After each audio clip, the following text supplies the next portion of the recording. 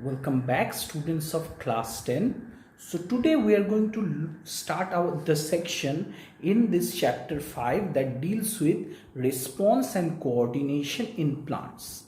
In yesterday's class we had discussed what is coordination, what is stimulus, right? So now we had also learned that such can happen not only in animals, but this can happen in plants also.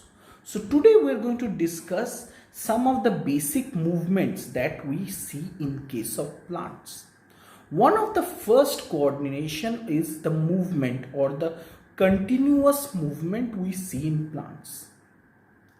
Movement, remember, does not only mean change of place with time. It can happen as change growth also. Growth is actually a type of movement by which the plant can go from one side to another side. It can go extend towards something. Okay, it can grow upwards. That is also a part of continuous movement. So how does this continuous movement happen in plant? As you understand, the growth of the plant happens in the tip.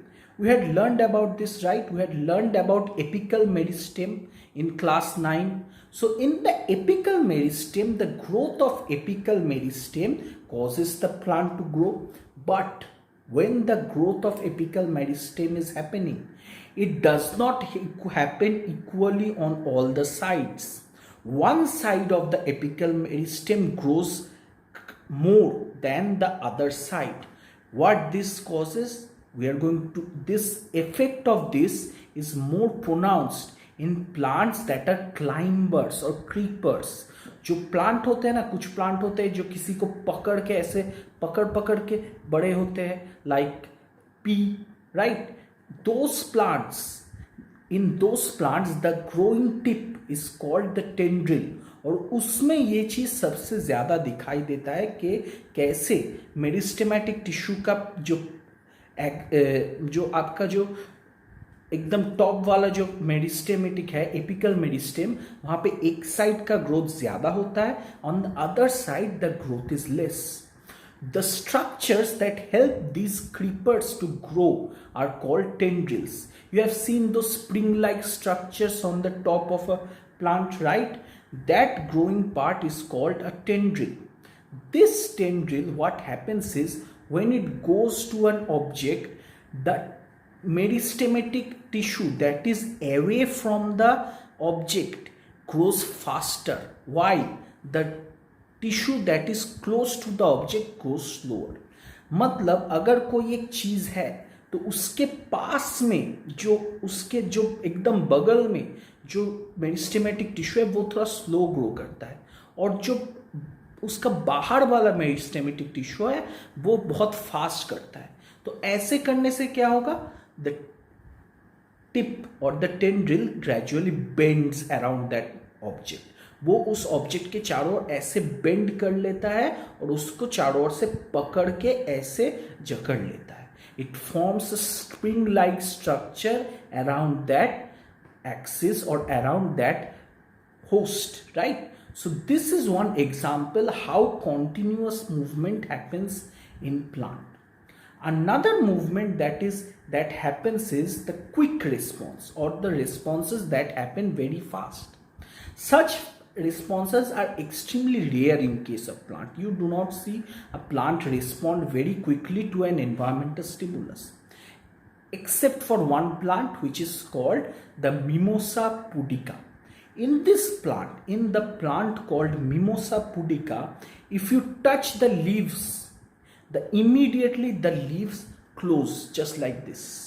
The leaves close down. What happens is this happens because a type of turgor pressure. We had discussed about movement by turgor changes yesterday. What happens is that on the bases of these leaves, there are certain sensory receptors which when touched, they release the water stored in the cell, causing the volume and the shape of the cells to change. And by changing the cell shape in the joining part of the leaves, they cause the leaves to bend down. This type of movement can happen very quickly and very fast. So this is an example of a quick movement.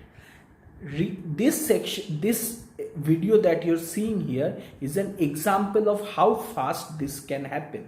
This mostly happens in response to touch, but it can also happen when at the end of the day, when light goes down, the leaves of the Mimosa pudica also close themselves to stop the process of photosynthesis. That also happens.